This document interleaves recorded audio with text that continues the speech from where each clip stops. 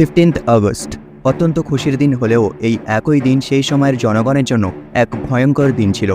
1947 সালের 15ই আগস্ট দেশভাগের মাধ্যমে ভারত স্বাধীন হয় আর সাথে তৈরি হয় নতুন দেশ পাকিস্তান।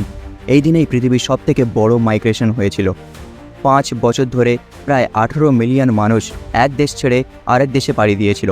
প্রায় 10 থেকে 15 লক্ষ মানুষ ধর্মীয় দাঙ্গায় 75,000 মেয়েকে রেপ করা। এই সময় কিভাবে এই দেশভাগ হয়েছিল, কি এমন হয়েছিল যে এমন দেশভাগের সিদ্ধান্ত নেওয়া হয়েছিল? শুধুমাত্র হিন্দু মুসলিম দাঙ্গাই কি এর মূল কারণ? কী কারণে মোহাম্মদ আলী জিন্নাহ ও বিনায়ক দামোদর সাভারকর ভারত ছাড়ো আন্দোলনে যোগ না দিয়ে ব্রিটিশ সরকারকে সাহায্য করেছিল? আসুন আজকের এই ভিডিওটিতে এই সব কিছুই বোঝার চেষ্টা করি। আসলে এই দেশভাগ হয়েছিল আগের দিন, মানে 14ই আগস্ট। সেই জন্য পাকিস্তানের স্বাধীনতা দিবস 14ই আগস্ট পালন করা হয়। যাই হোক, এই দেশভাগ 14ই আগস্ট হলেও এর সিদ্ধান্ত অনেক আগেই নেওয়া হয়েছিল। কি এমন হয়েছিল যে ধর্মের নিরিখে এমন দেশভাগ হয়েছিল? এর জন্য পুরোপুরি ব্রিটিশরা দায়ী। আসলে 1857 সালে সিপাহী বিদ্রোহ হয়। এটা ছিল হিন্দু মুসলিম ঐক্যের আরেক দৃষ্টান্ত। অনেক হিন্দু শাসক ও মুসলিম শাসক ব্রিটিশ ইস্ট ইন্ডিয়া কোম্পানির শাসনের বিরুদ্ধে একত্রে যুদ্ধ করেছিলেন। তারা সবাই বাহাদুর শাহ জাফরকে তাদের সেনাপতি হিসেবে মেনে নেয়। 1857 সালের বিদ্রোহের পর ভারতে ইস্ট ইন্ডিয়া কোম্পানির শাসনের অবসান ঘটে এবং ব্রিটিশ রাজ প্রতিষ্ঠিত হয়। কিন্তু এই বিদ্রোহ ব্রিটিশদের অনেক ভয় দেখিয়েছিল। তারা এই কারণে ভয় পেয়েছিল যে যদি এই ধরনের আরও বিপ্লব ঘটে তাহলে শীঘ্রই তাদের শাসন শেষ হয়ে যাবে। ঠিক এজন্যই ব্রিটিশ সরকার তাদের বিখ্যাত ডিভাইড অ্যান্ড রুল নীতি গ্রহণ করেছিল। ব্রিটিশদের ডিভাইড অ্যান্ড রুল পলিসি ভালোভাবে বুঝতে আমাদের ভারতের জাতীয় কংগ্রেসের বিষয়ে একটু জানতে হবে। ব্রিটিশ অফিসার অক্টোভিয়ান হিউমের সহায়তায় 1885 সালের 28শে ডিসেম্বর কংগ্রেস প্রতিষ্ঠিত হয়। তিনি খুব সাহসী একটি প্রতিবেদন লিখেছিলেন 1857 সালের বিদ্রোহের উপরে। তিনি লিখেছিলেন যে ব্রিটিশদের অত্যাচারের কারণে 1857 সালের বিদ্রোহ ঘটেছিল। এই ব্রিটিশ অফিসার প্রকাশ্যে ভাইসরয়ের সমালোচনা করেছিল। এ কারণে তাকে পদ থেকে অপসারণ করাও হয়েছিল। ভারতীয় জাতীয় কংগ্রেস একটি কেন্দ্রীয় সংগঠনে পরিণত হয়। কংগ্রেস দাবি করেছিল যে শিক্ষিত ভারতীয়দেরকে সরকারের একটি অংশ গ্রহণ করতে দিতে হবে। ডাফিন তখন ভাইসরয় ছিলেন। তিনি কংগ্রেসের প্রথম অধিবেশনের জন্য তার অনুমোদন দেয়। প্রথম দিকে কংগ্রেসকে নিয়ে তার কোনো মাথা ব্যথা ছিল না, কিন্তু খুব তাড়াতাড়ি তিনি বুঝতে পারেন যে কংগ্রেস ব্রিটিশ রুলের জন্য বিপদ ডেকে আনতে পারে। তাই তিনি কংগ্রেসকে অনুরোধ করেন অরাজনৈতিক সামাজিক সংস্কারের উপরে তাদের কাজ করার জন্য। কিন্তু কংগ্রেস হাল ছাড়েনি। তাই ভাইসরয় ডাফরিন কংগ্রেসের প্রভাব কমানোর জন্য অন্যান্য পথে চলে। তিনি তখনকার সময়ের ধনী ব্যক্তিদেরকে কংগ্রেসে ফান্ড দিতে নিষেধ করেন। এছাড়াও তিনি একটি নিয়ম করেছিলেন যে কোনো সরকারি কর্মচারী কংগ্রেসের সভায় অংশ নিতে পারবে না। তিনি তার অনুগত ও ব্রিটিশপন্থী লোকদের সাহায্য নেওয়ার কথাও বিবেচনা করেছিলেন। এরপরে তিনি কিছু ব্রিটিশপন্থী লোকেদের কাছে সাহায্য নেওয়ার কথা ভাবেন। তাদের মধ্যে একজন ছিলেন শিক্ষাবিদ সৈয়দ আহমেদ খান, আর অন্য একজন ছিলেন ভাষাবিদ শিবপ্রসাদ। তাদের দুজনকেই দেশে কংগ্রেস বিরোধী আন্দোলন শুরু করার কথা বলা হয়েছিল।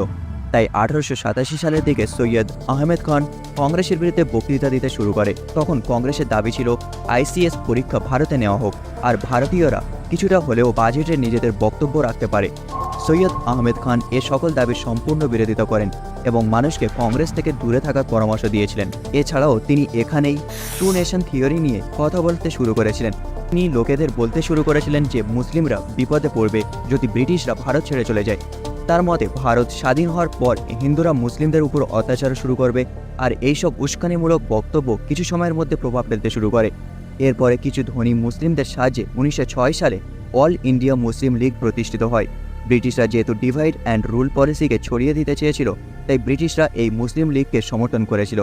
All India Muslim League viceroy মিন্টোর কাছে মুসলমানদের জন্য আলাদা নির্বাচনের দাবি জানায়।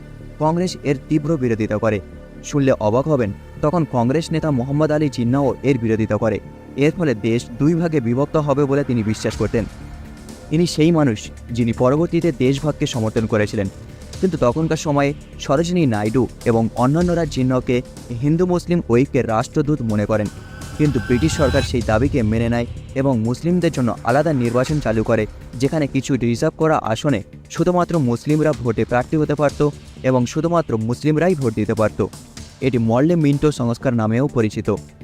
ব্রিটিশরা শুধু এখানেই থেমে থাকেনি, পরে আরও নানাভাবে তাদের পলিসিকে আরও প্রসারিত করে। এর ফলে আরও ফাটল তৈরি হতে থাকে।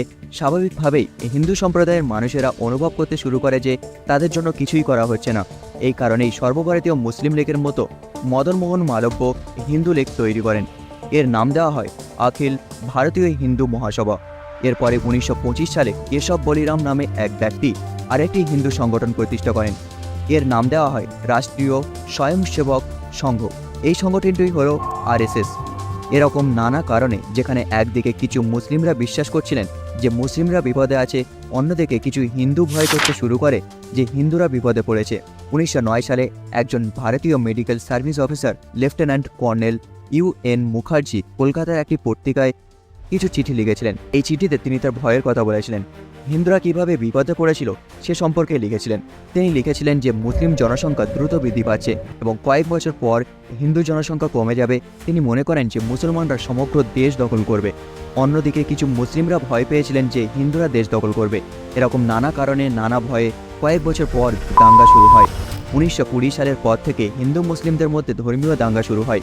1930 সালের পর থেকে মোহাম্মদ আলী জিন্নাহ নিজের জায়গা থেকে মানে ইন্ডিয়ান ন্যাশনালিস্ট থেকে সরে মুসলিম ন্যাশনালিস্টে পরিণত হয়। এর মধ্যে আবার এন্ট্রি হয় বীর সাভারকর, রহমত মতো লোকেদের, যারা ভারত ভাগের পূর্ণ সমর্থন জানায়। 1935-এর পর থেকে দেশে কার্যত 3 ধরনের পলিসি তৈরি হয়ে যায়। একটা হলো হিন্দু ন্যাশনালিজম, যার মধ্যে সাভারকরের মতো লোকেরা পড়ে, আর একটা হলো মুসলিম ন্যাশনালিজম, যার মধ্যে জিন্নার মতো লোকেরা পড়ে, এবং আরও একটি হলো ইন্ডিয়ান ন্যাশনালিজম, যার মধ্যে মহাত্মা গান্ধী, সুভাষচন্দ্র বসু, মাওলানা আজাদের মতো লোক আছে। ইন্ডিয়ান ন্যাশনালিজম মানে যারা ভারতকে ভাগ হয়ে দিতে চায়নি, যারা কোনোভাবেই পার্টিশন চাইতো না। আর হিন্দু ও মুসলিম ন্যাশনালিজম মানে ধর্মের ভিত্তিতে আলাদা দেশ চাইতো। সুভাষচন্দ্র বসু বোঝানোর জন্য জিন্নাহ এবং সাভারকর দুজনের সঙ্গেই দেখা করেন যাতে দেশভাগ না হয়, কিন্তু তারা দুজনেই রাজি হননি। এমনকি যখন মহাত্মা গান্ধী 1942 সালে ভারত ছাড়ো আন্দোলনের ডাক দেয়, তখন সাভারকর এবং জিন্নাহ দুজনেই এর বিরোধ করে এবং হিন্দু ও মুসলিমদেরকে বোঝাতে থাকে যাতে না তারা এই আন্দোলনে যোগদান করে। এছাড়াও যখন সুভাষচন্দ্র বসু তার আজাদ হিন্দ ফৌজের সাথে ভারতের ব্রিটিশ সরকারের উপরে আক্রমণ করে, তখনও সাভারকর এর বিরোধ করে। সেই জন্যই নেতাজি সুভাষচন্দ্র বসু রেডিওতে বলেন যে সাভারকর আর জিন্নাহ যে ব্রিটিশদের সাহায্য করছে, সেই ব্রিটিশ সরকার আগামী দিনে থাকবে না। मैं रिक्वेस्ट करता हूं मिस्टर जिन्ना, मिस्टर सावरकर और उन सब नेताओं से जो अब तक ब्रिटिश के साथ कॉम्प्रोमाइज के बारे में सोच रहे हैं कि एक बार यह बात अच्छे से समझ लें कि कल की दुनिया में कोई ब्रिटिश एम्पायर नहीं होगा। হিন্দু মুসলিম দাঙ্গা আরও বড় রূপ নেয় যখন জিন্নাহ ডিরেক্ট অ্যাকশন ডের ডাক দেয়। এই ডাক দাঙ্গার ডাক ছিল। আসলে তখন এই দুই ব্যক্তির কাছে ধর্ম দেশের থেকেও বড় হয়ে উঠেছিল। দুজনেই সব রকমভাবে ব্রিটিশ সরকারের সাথে হাত মিলিয়ে ভারত ছাড়ো আন্দোলন ভঙ্গ করার পরিকল্পনা করে। কিন্তু সত্যিই কি তাই? ধর্ম কি সত্যিই তাদের কাছে সবার উপরে ছিল? যদি থাকতো তাহলে তারা কেন জোট বেঁধে ভোটে লড়েছিল? হ্যাঁ, এটাই সত্যি। মুসলিম ন্যাশনালিস্ট জিন্নাহ এবং হিন্দু ন্যাশনালিস্ট সাভারকর একসঙ্গে সিন্ধু, বাংলা আর NWFP-তে একাধিক জোট সরকার গঠন করেছিলেন। 5ই জুলাই ব্রিটিশ পার্লামেন্ট ভারতের স্বাধীনতা আইন পাশ করে। তারপরে 18ই জুলাই ব্রিটেনের রাজা দেশভাগের পরিকল্পনা মেনে নেন এবং তখন তিনি ভারতের স্বাধীনতা আইন অনুমোদন করেন। কিন্তু এর আগে 1947 সালের 3রা জুন মাউন্টব্যাটেন রেডিওতে দেশভাগের পরিকল্পনা ঘোষণা করেন। এটি মাউন্টব্যাটেন পরিকল্পনা নামে পরিচিত। কিন্তু শেষ মুহূর্ত পর্যন্ত দুইজন বিখ্যাত নেতা যারা সম্পূর্ণভাবে দেশভাগের বিরুদ্ধে ছিলেন, তাদের মধ্যে একজন ছিলেন মহাত্মা গান্ধী আর অন্যজন ছিলেন খান আব্দুল গফফর খান।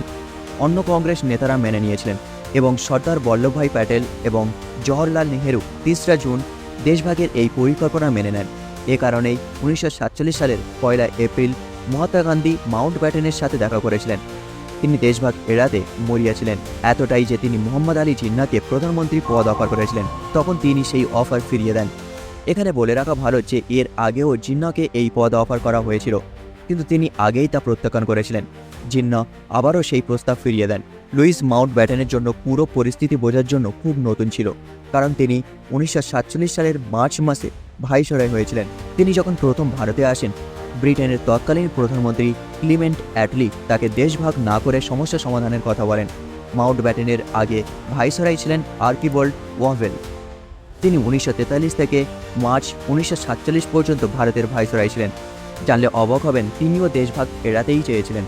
তিনি আসলে ভারত ভাগ চাননি। তবে যাই হোক, নানা সমস্যার কারণে মাউন্টব্যাটেন পরিকল্পনার মাধ্যমে 1947 সালের 14ই আগস্ট দেশভাগের মাধ্যমে নতুন মুসলিম দেশ পাকিস্তানের জন্ম হয় এবং 15ই আগস্ট ধর্মনিরপেক্ষ ভারত স্বাধীন হয়।